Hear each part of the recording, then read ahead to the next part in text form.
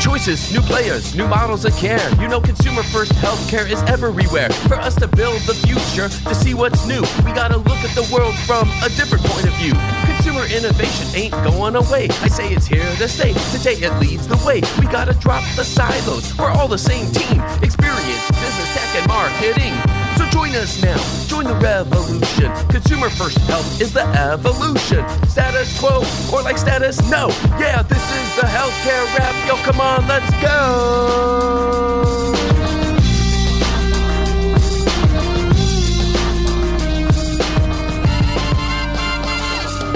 Welcome back to the leading podcast about consumer innovation. I'm Jared Johnson, founder of Shift Forward Health, and here's what's going to go down today. We have the Flava of the week about Kroger piloting new primary care clinics for seniors. What's Kroger's formula for success among underserved Medicare populations, and how can grocery brands play a greater role in consumers' health and wellness? I'll talk about that. Then we're honored to welcome Dennis Murphy, President and CEO of Indiana University Health. Dennis shares what senior hospital leaders can do to keep making progress with consumer experience when they have so many other priorities. Then he provides some details about an exciting new hospital that IU Health is developing in downtown Indianapolis and how patient experience is being prioritized as part of the building. I couldn't think of a better way to kick off season 10, so it's time to dive right in. Are you ready? Let's go.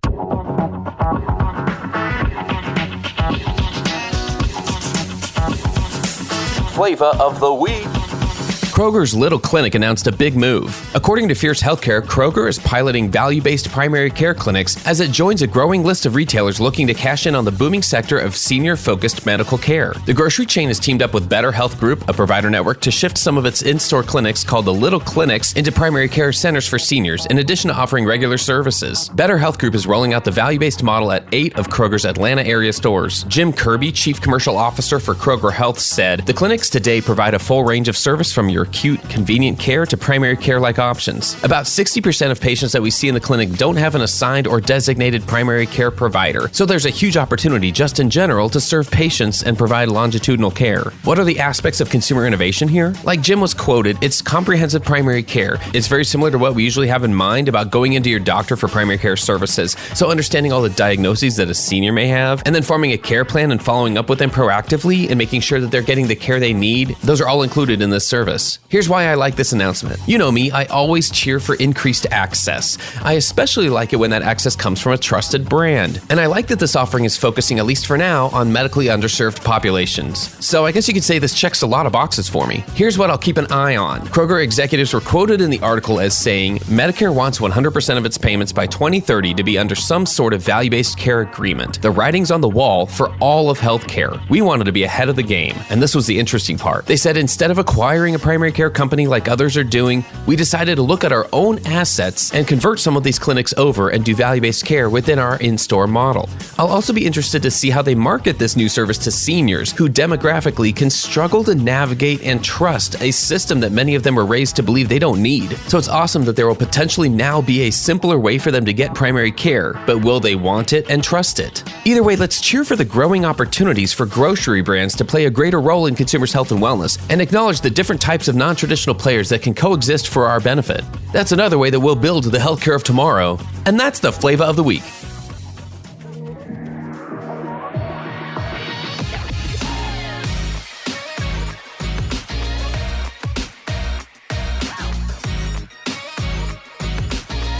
The flow. All right, everyone, let's get into the flow. We're honored today to be joined by Dennis Murphy, President and CEO of Indiana University Health. Dennis, welcome to the Healthcare Wrap. Thank you, Jared. It's a real pleasure to be here. I'm so excited to catch you at this time. It's an exciting time in the industry, and by exciting, I mean a lot of change going on, and I love to get the perspective of leaders such as yourself. I'd love to start off helping our listeners understand a little bit more about you, get to know you a little bit better. What would you like them to know about you and your background? Sure. So I've been CEO here at IU Health for 7 years. I've been a part of the organization for 10. Interestingly, we're the only academic health center in the entire state of Indiana. So there's one medical school, allopathic medical school here in the state, Indiana University, and we are the health system that's associated with that. We're also very fortunate. We've got 15 hospitals. We've got over 200 locations, a health plan, about 38,000 employees. So we really do have the ability to make a disproportionately large impact on the actual health of the state. And we take that responsibility seriously. The other thing we talk about a lot is we're indispensable. So there are a number of things that only we do in the state, which is different than other places I've worked. So our trauma center in downtown Indianapolis takes care of 50% more trauma than all the other trauma centers in the state combined. We do 80% of the transplants. We did about 111,000 admissions last year. 24,000 of those were transfers from other hospitals because we had the ability to provide care that they couldn't. So there's some really unique parts of IU Health that truly make us kind of critical to the healthcare ecosystem here in Indiana. Well, I love that connection you already just made between the work that's going on and the benefit that it provides to the individual members of society, of those in the state. And I do think those are things that we want to use as the basis of our conversation today. What about you personally? Can you tell me about anything that sticks out, any piece of career advice you've received and how it's influenced you? Yeah, maybe and it's a pretty basic one, Jared, is just be really great at the job you're doing. I think there's a lot of pressure people put on themselves to kind of think about a career path, think about what's next, think about how am I getting from point A to point B in my career. And early on, I had somebody just tell me, be great at what you do and people will notice. That has really served me well. I'm in this role not as a result of any planned career path I had. I just tell folks I'm a little bit like Forrest Gump. I've wandered into a lot of great experiences. I've worked for great people. But that idea of just being focused on what you're doing and do it really well and learn from others around you while you're doing that has served me really well. And I do try and give young folks that same advice of don't put so much pressure on yourself to be at a certain place at a certain time professionally in your career. Just do good work and make a contribution and people will notice. That's fantastic. And I do love how you're right. It might sound simple, but it's actually really profound and it's harder to remember something like that of just putting less pressure. If you're successful, there's probably some level of innate competition or competitiveness we all have. And it's hard to step back from that because you're always trying to judge yourself based on peers and where others are at. And it is a really good reminder just to celebrate others' successes and don't see them as mutually exclusive. Thanks for sharing that. I love that. It's a great way to get into what we're talking about today. Again, we're going to have a conversation about consumerism and the current state of that.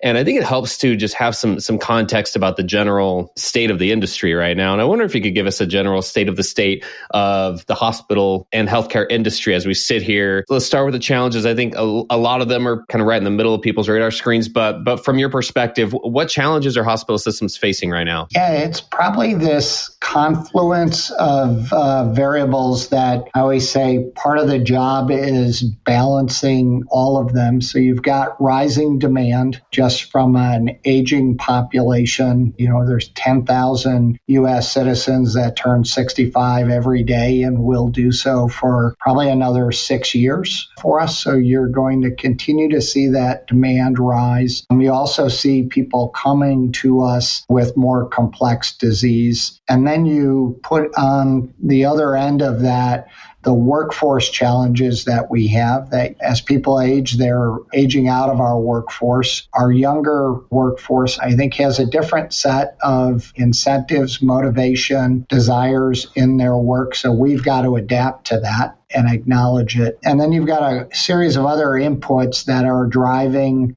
your costs higher, whether that's good things like new drugs that are able to treat new things, but they're always more expensive to just basics. So, it costs us more for the food we feed our patients today than it did 3 years ago. So you've got demand increasing, cost pressures, and then I think legitimately in the United States, real concerns about the overall cost of healthcare. So how are we fiscally responsible? in that. So those three, I think, create kind of a really interesting environment, which for us as an organization really says the most important thing is how are you going to adapt and change? That standing still will be the absolute worst thing we could do. It really is a confluence of different things, isn't it? There's a lot going on here. And we're probably patient volume wise 8 to 9% over last year. And that's in the face of these really difficult workforce challenges, but it just shows you people want to come to get their care from us. I think we have a great team of people throughout IU Health who are adapting and finding ways to provide more care. We continue to see increases in our patient satisfaction scores, so we know that we're doing really good things. We know we're doing well on the quality standpoint. So it is that ability to change and improve and adapt that I think is going to be a critical success factor if you're going to make it through these difficult times. Well, let's dig into the success side. I'd love to hear some of the bright spots where IU Health and other hospital systems that you're aware of just in general are succeeding. Where are some of those bright spots that you're seeing? Yeah, I probably point to some things that may sound a little different than your core business, but if you go back to that earlier comment, we really do believe our role is how do you make the state healthier? We actually really value the investments we've made in community health and partnered projects throughout the state trying to address those core health impediments, whether it's access to food, access to jobs, daycare, education, a whole series of those things. And as far as we can tell, we're one of the real leaders. Our board has been really supportive in seeing us or change some of our investment portfolio to those things outside the four walls of the institution into these broader social impediments to health. The other one that I think is pretty amazing is that we're a big health system. We're 15 hospitals. It's a nursing crisis. You probably hear over and over people in healthcare.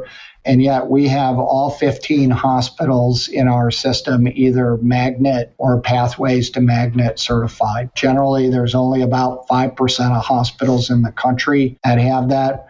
At least as far as I can tell, we're the only system in the top 20 that has every single one of our hospitals magnet certified. So that idea of how can you differentiate yourself to nurses in a time where it's a highly competitive market. I think about this as a branding component for what it means to be a part of our nursing workforce and really try to differentiate ourselves as well. That's such an important component of strategy. And I love how you mentioned that different generations of workforce have different needs and expectations. That is definitely a factor here in everything that we're talking about. And I love how that's one of the first things that you mentioned about some of the successes that are happening, because that's so important and essential here. I've heard, I haven't been there, right? But I've heard about a new hospital that's being built that you're developing in downtown Indianapolis. I'd love to hear about the hospital itself, the project itself, and all that's going into that. And then we'll get into the patient and consumer experience, how that's being prioritized. But tell me about the build itself and when and where and how big it is and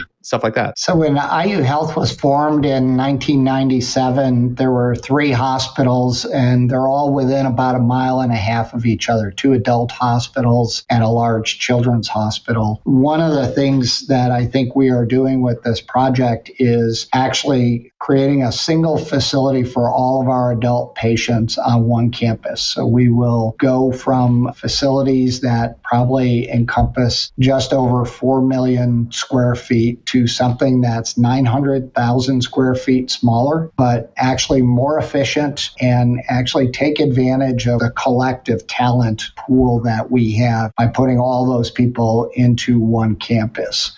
So this project is, at least by our architects' reckoning, the largest healthcare project in North and South America. He's checking Europe and a few other places, but it's $4.2 billion.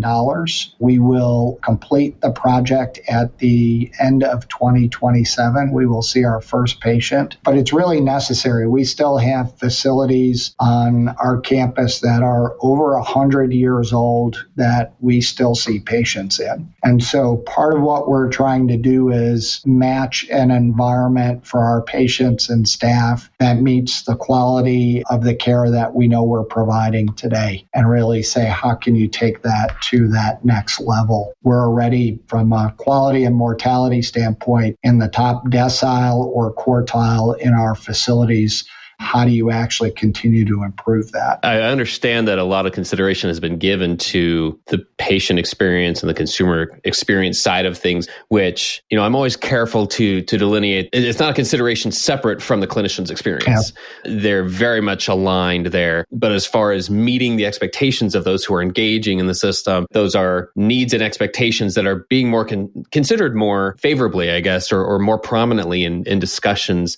Is that something that's been part of the conversation as you've been developing the new facility? 100%, because, and it's kind of interesting, you reference kind of not losing the kind of provider side of this with the patient. We really think about it in a couple dimensions. One is to really generate the kind of experience you want. Some of that is cultural. So how do you create a culture within your organization that when something isn't scheduled or planned, your team knows how to respond to the patient in a way that garners a better patient experience? So can you build in a set of expectations around excellence, around compassion, around how a team works together? And then the other side is, how do you engineer elements of the experience so that it yields the best possible outcome? And not to be kind of trite, but people view that as kind of the Amazon experience, that it's been engineered the whole way through, that I don't, the analog in healthcare would be, I don't go to an app to order something and then go to a different app to pay for it. It's all integrated in, the delivery is integrated. We need more of that as we design this building, and really starting with, okay, when you show up in the parking lot, how do we know everything about your experience and design those patient flows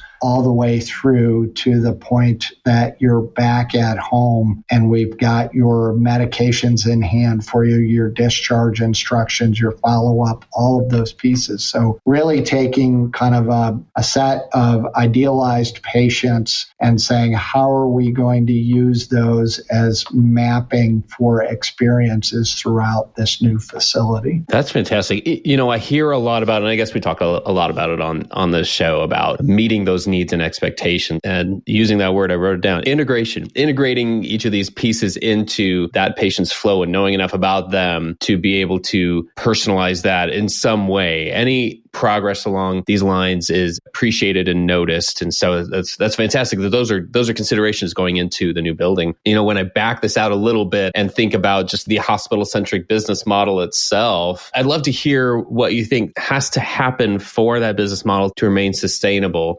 Very, very clearly, the work that's done is some of the most important work that is done anywhere. And there are a lot of pressures that you mentioned, cost pressures, et cetera, workforce pressures. How do we keep this model going, and what has to happen for that to be sustainable, to be able to provide that high level of care into the future? Yeah, that's one of the perplexing questions I deal with every day. I always call it my Rubik's Cube, with each one of those squares being a dimension of what it takes to be successful. I'm kind of a lifetime operator that became CEO. So maybe I start with, I think you got to provide great care, and just fundamentally, it's why people come to us. They're at their most vulnerable. We in the industry spend our lives inside it, so we come to take everything for granted. For most patients, they're in a hospital maybe 2 or 3 times in their life, and so they're intimidated. They're unsure of how to navigate it. And so how do we make sure the core care is great, then all of those softer side components are great? And so I think you start there with the business model. And then when you step out and go a little wider, I do think thinking about how you are as broad and diverse a healthcare provider as possible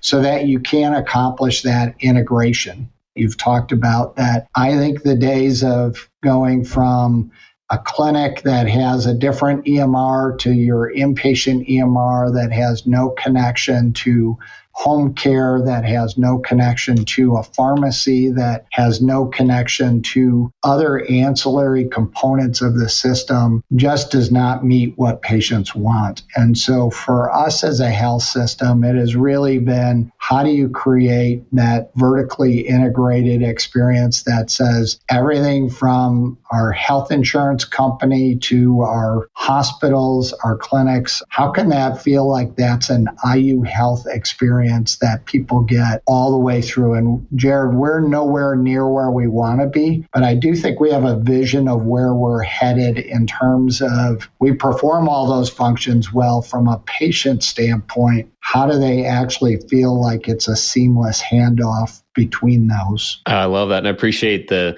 mentioning that this is a journey, and very few, if any, institutions are that destination where they have everything connected and personalized in the way that you just mentioned. I don't want to minimize the effort that's required to get there and make progress there. So I appreciate that. What about this coming year? What about 2024? What are your priorities for IU Health? I know we've kind of zeroed in on the consumer side here, but in general, what are your priorities? Yeah, we're a pretty simple organization. We always talk broadly about three main areas of focus every year. One is kind of the core operations of the organization. Can you improve the quality of care? Can you improve the employee engagement? Can you improve patient engagement? And can you hit your financial numbers as kind of one pool of work? Then the other is, how do you advance our strategy? And maybe this one that we're talking about, this patient-consumer journey, is going to be one of the biggest areas of emphasis in 24, really beginning to map out those gaps in integration and how do you actually make that more seamless by just picking very specific areas. And I know this may sound mundane, but we have over 200 locations. We have 3,000 providers.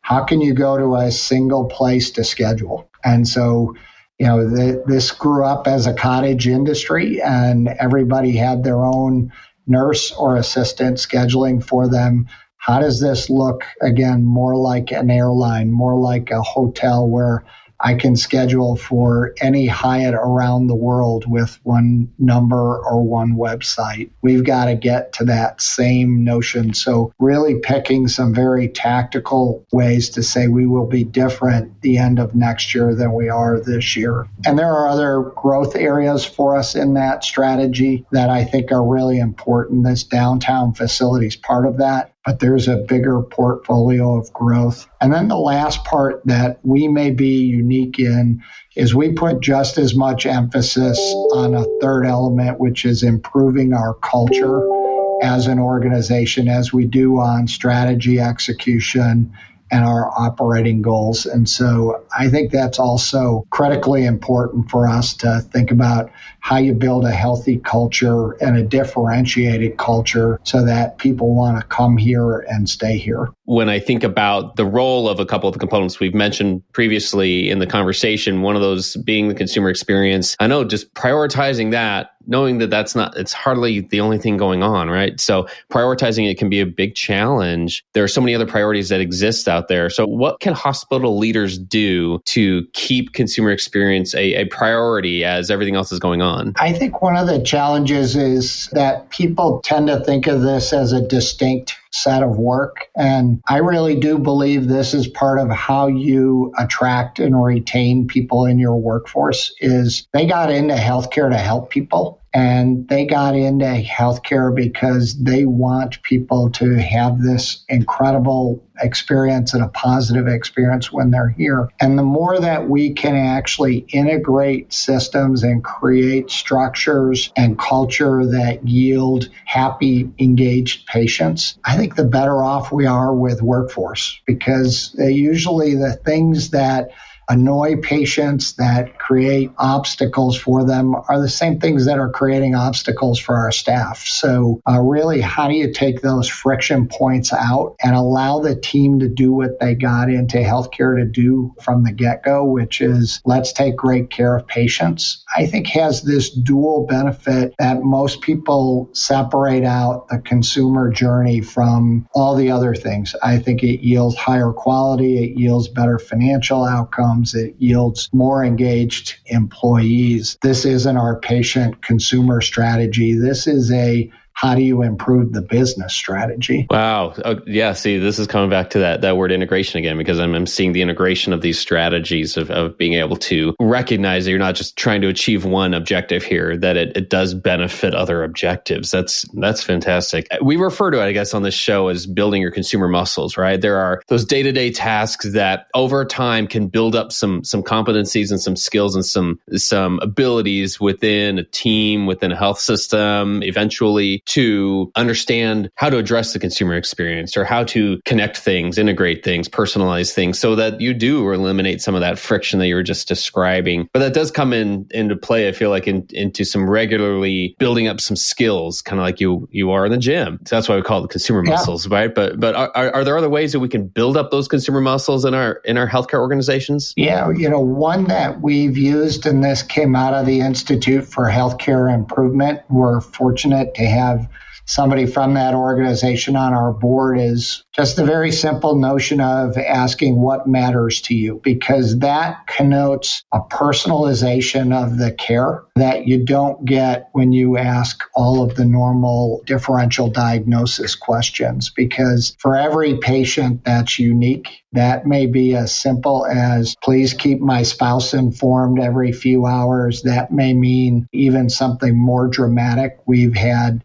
people say, I know I'm a palliative care or hospice patient, and I want to get married before I pass away. And so that's what matters to them. And so we make that happen in the hospital. If they're not going to make it out of the hospital, we make sure that we make it happen outside our facility if we can get them home. But that notion, that simple question has now become kind of a mantra for us in the emergency room, in a clinic, wherever you are, because it humanizes the patient in a way that most of our conversations in healthcare never do. It gives the patient some level of control to say, these are the things most important to me. And then it's really empowering your team to go deliver on those. So that is the muscle we try and overdevelop in our team. Just ask it often, make sure everybody knows for that individual patient what matters most to them. And we've even seen it on the employee side. We now,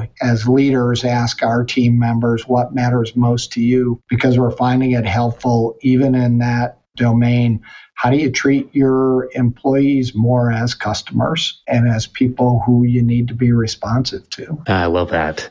A couple of final questions or things here that I'd love to hear your thought on. First one is just recognizing, as you've said, the intense amount of work that goes on in this field every single day, and thus trying to help everyone in the industry develop their careers, develop their leadership abilities. What's your best guidance for clinical and non-clinical professionals to do that? Yeah, it may go back to our earliest statement, Jared, is, I think be great in the job you're in, but I think on that growth and development, some folks think of that linearly as I've got to move up the organization in terms of scope and scale or title. I actually feel like all of us should be in this kind of skill development mode instead of title development or advancement. And in my own career, I have moved backwards in titles. I went from being a vice president back down to being a director because it was in a new organization, a new opportunity, different challenges. I had been an operating person and never been in a corporate office. So what was that like? I really think the growth is in much smaller sets of domains where it's really about experiences and learning different parts of healthcare. So I was really fortunate early in my career. I worked in a hospital and somebody said, go over to the health plan for 4 months and help them. We're looking to sell this thing. And there's just a bunch of things that need to be fixed before we sell it. And that happened to me 20 plus years ago in my career, and that still sticks with me because I learned so much in that brief period of time. So I would say open yourself up to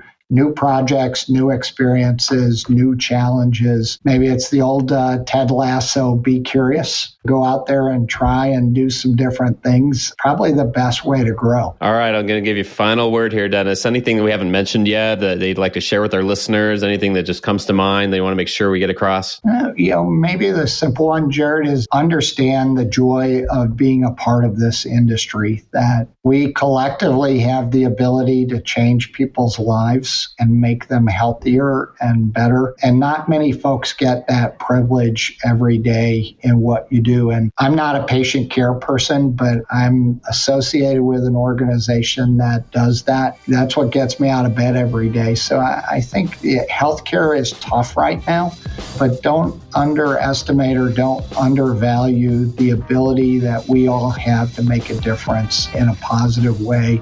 Kind of going back to that core purpose, why you got into this to begin with. And with that, that's a wrap for this episode. I want to thank Dennis so much for joining us. I've had the pleasure of speaking with Dennis Murphy, President and CEO of IU Health. Thanks so much for joining us today. Thank you. Thanks for tuning in. If you like what you heard, please spread the word. Tell your colleagues to tune in for all the awesomeness, then leave a review on Apple, Spotify, or wherever you listen. This show is produced by Shift Forward Health, the channel for changemakers. Subscribe to Shift Forward Health on your favorite podcast app, and you'll be subscribed to our entire library of shows. See our full lineup at shiftforwardhealth.com. One subscription, all the podcasts you need, and it's all for free. And remember, we might have a lot of work to do in healthcare, but we'll get there faster together. Thanks again.